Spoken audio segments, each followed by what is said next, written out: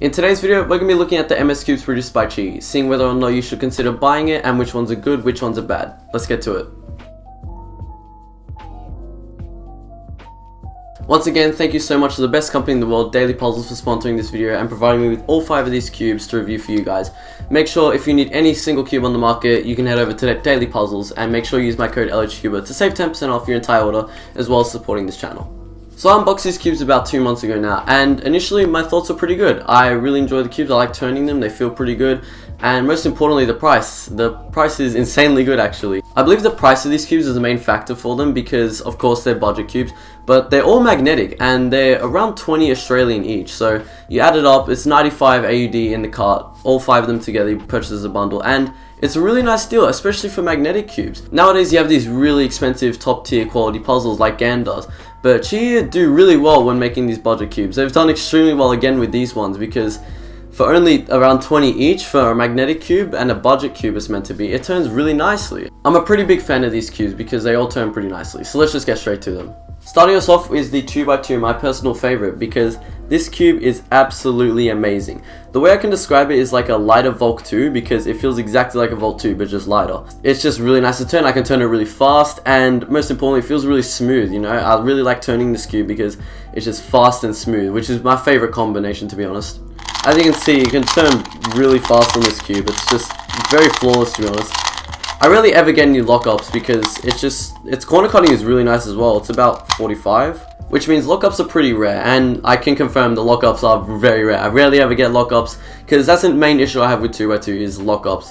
I always seem to get lockups, but this cube is really nice and smooth and fast, and it has good corner cutting. It's overall, like, if I had to rate this, I'd give it a 9.5 out of 10 because it is my backup main, and it was my main before I got the MGC Elite 2x2. So if you're a beginner looking for a good 2x2, this is 100% the way to go. It's magnetic, fast, smooth, everything about it is so good. The only reason I don't main it is because the MGC2 Elite is just a bit better.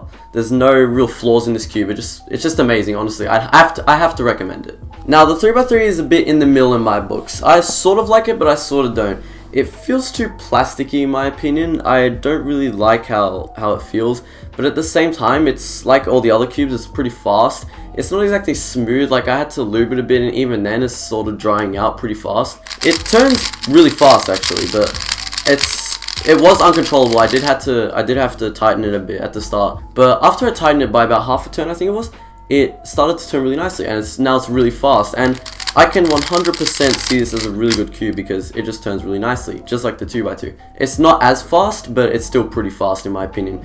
And if I were a beginner, intermediate, even like around the 20s range, this is definitely a good way to go, especially for price.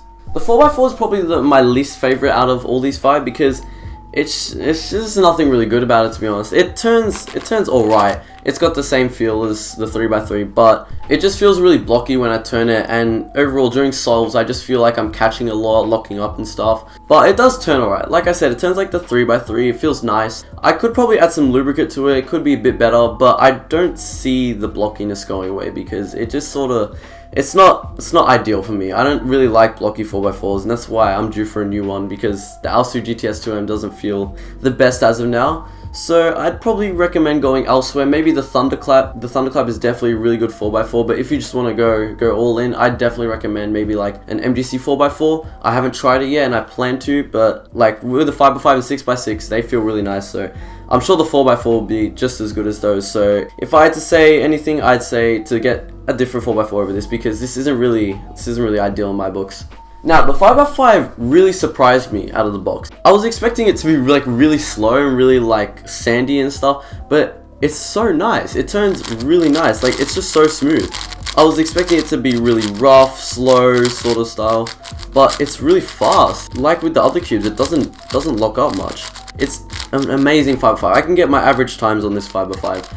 And I don't see why others can't as well because it's really nice. It turns nice, very smooth, pretty fast. I didn't have to mess with the tensions or anything. I did add some lubrical silk to it, but I think that's sort of like maintained the speed of it, so that's good. I really like this 505. It's easily my backup main because it just turns really nicely. Again, if I were a beginner, intermediate, even, I don't know, around the 2 minutes, even with my speed, I would 100% recommend this because this just turns really nicely, and I'm just a big fan of it. It's just simply amazing. Finally, we have the Pyraminx. So the Pyraminx is, again, pretty good. It turns just like the others, and it is just really fast. It's really, really fast. That's my only issue.